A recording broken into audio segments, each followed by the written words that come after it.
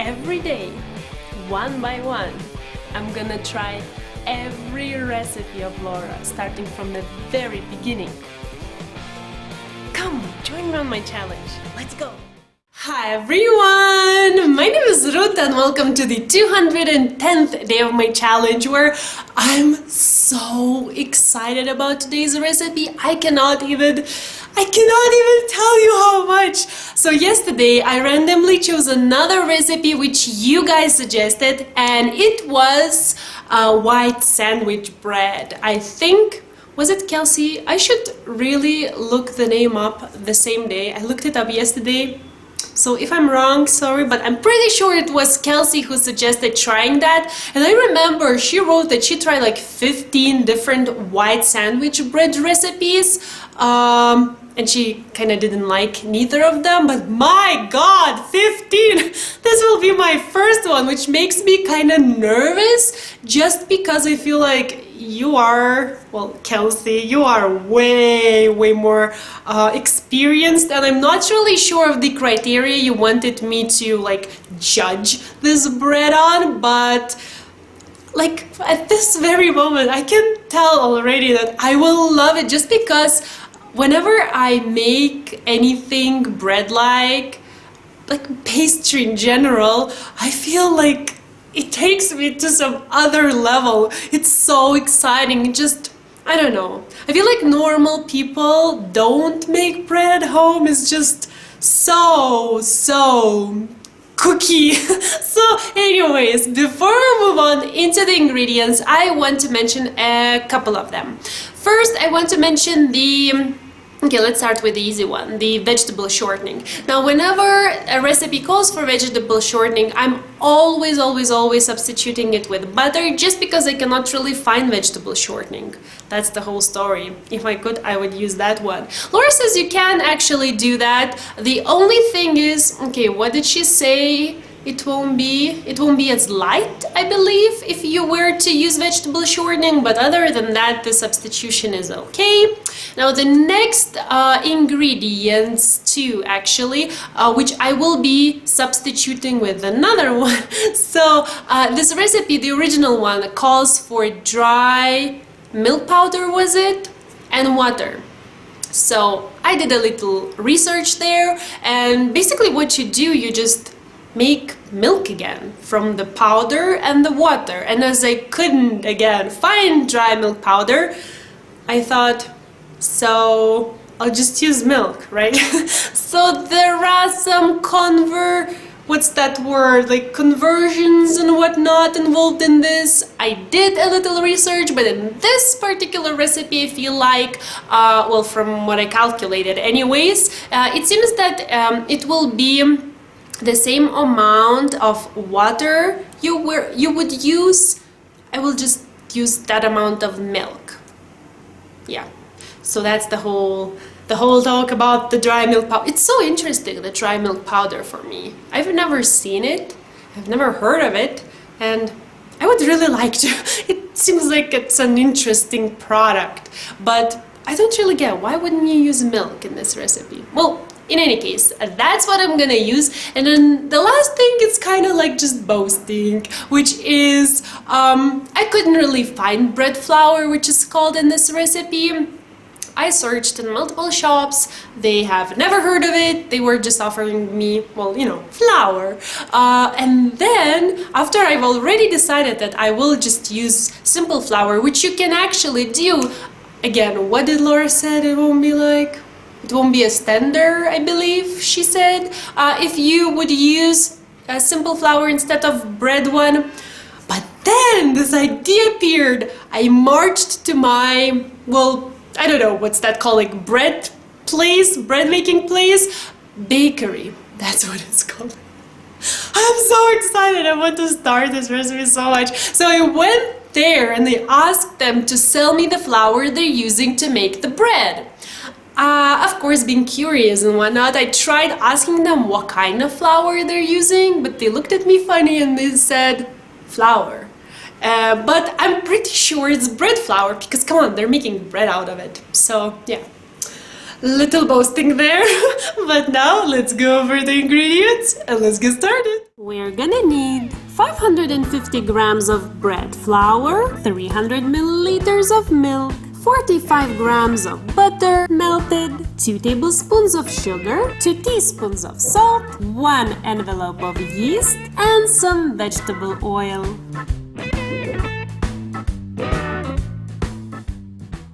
I'll start by activating the yeast. So to this milk, which by the way, I put into the microwave for like 30 seconds or so, because you do want your milk or water, if you're using water, to be warm, not hot, warm. And the rule of thumb I use to check if it's the right temperature is you just want to be able to stick finger inside the liquid and not be burned. That's the temperature you're looking for, because if it's any hotter, it will kill the yeast, and if it's colder, it won't activate it. So just stick the finger and you'll see if it's warm enough. So to this warm milk, I'm gonna add the sugar and the yeast and let it sit for 5 minutes.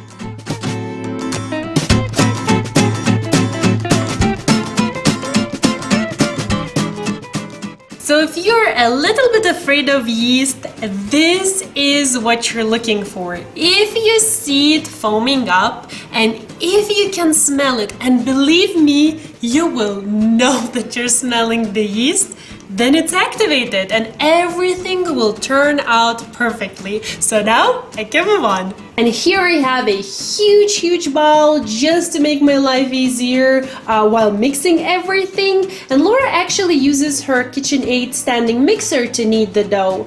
Mine is back in Lithuania. It was way too heavy to bring it together with me to run, so I will resort to my handheld mixer with the dough hook attachments as well. It doesn't get the job done fully, but it does help you get started, and then I always just finish kneading with my hands until the dough comes together. But before that, I will actually take my flour and the salt, put them into this big bowl, and with a spoon I will give a nice mix just to combine them together. And then pretty much I will add the rest, the melted butter and the yeast little mixture, and then using the handheld mixer, as I mentioned, I will knead as long and as much as I can, and then just finish kneading with my hands.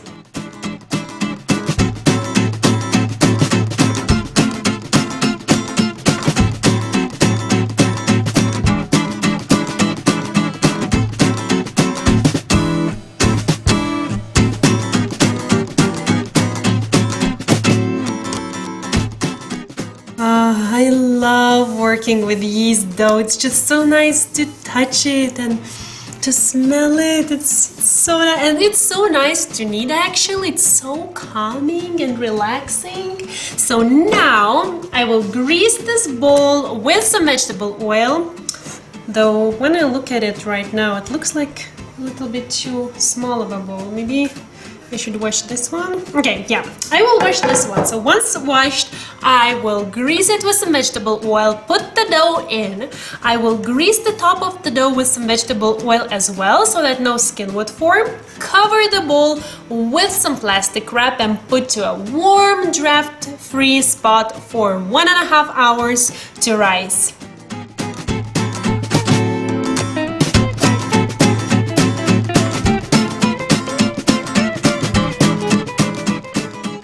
Oh, I can definitely smell the dough. Let's have a look. Oh my god, look! It grew so much. Don't you just love dough? Especially yeast dough. It smells nice and it grows. It's so nice. Okay, so I also brought my loaf pan, which in just a second I will spray with some non-stick cooking spray. But before that, before making my countertop all oily, I actually want to work with the dough a little bit. I have a little bit more of the bread flour I used for it, so I will lightly flour my surface, dump the dough onto it, I cannot wait to just touch it, and then form it into a log. And actually having this nearby will help me to kind of, eyeball the size, because I do want the log to be somewhat of the size of the loaf pan. So once that's formed, I think I will pinch the very bottom, the two ends together, and put it seam side down into the pan.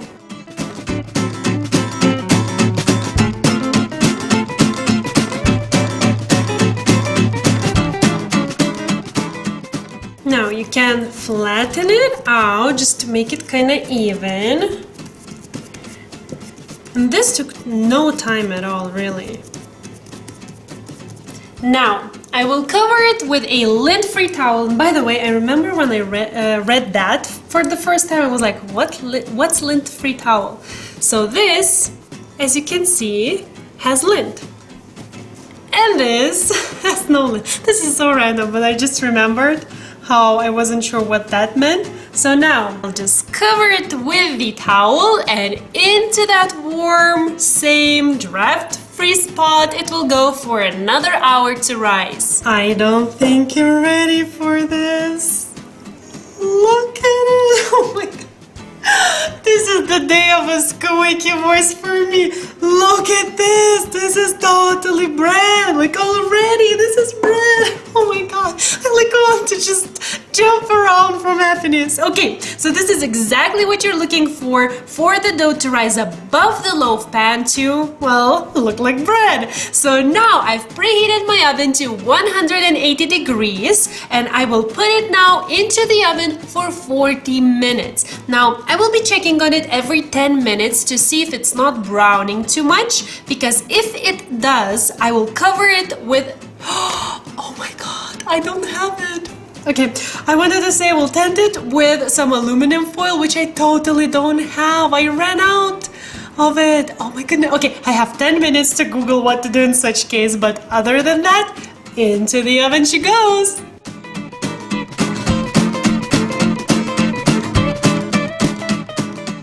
Oh my goodness, I could not be happier. I was checking on it every 10 minutes to see if it's not browning too much. I was so scared. What will I do if it starts browning up too much? But thank God it didn't happen. Look at it. It's perfect. Then I googled, I tried to find some substitution for aluminum foil in such case, but unfortunately, in this particular one, I couldn't really find anything. So if you know, please let me know down below. But other than that, I will not let this happen again. And I will let it cool down now completely. Okay, wait, I shouldn't lie.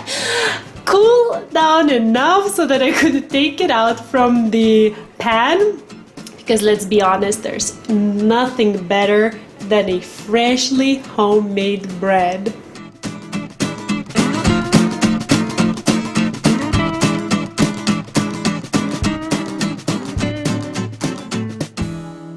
Oh, don't mind me if I take a bite of my own homemade fresh bread. Oh, I think this is bread.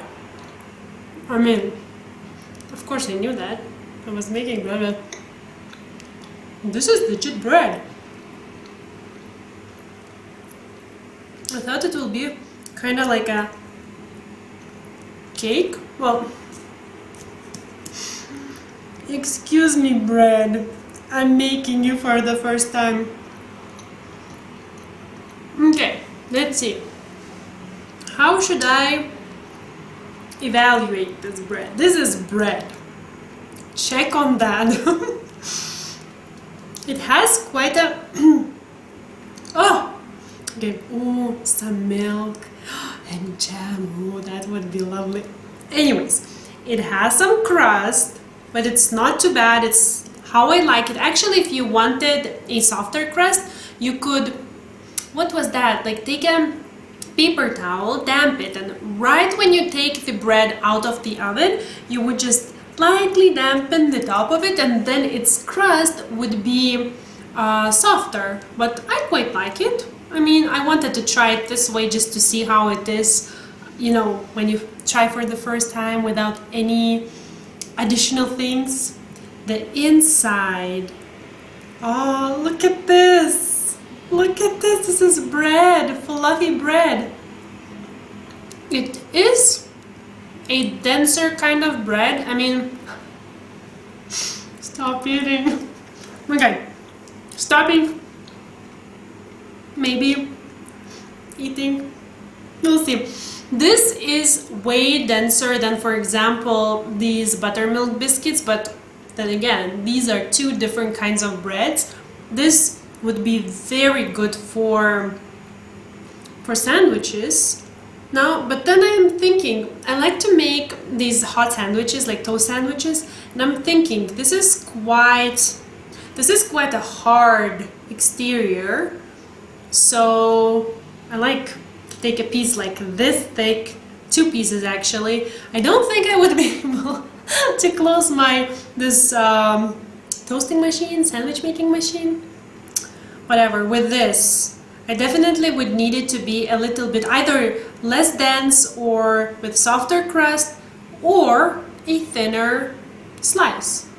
Yeah, this is, oh my god. Okay, sorry, but I have to do that. This is like my own homemade bread. How cool is that?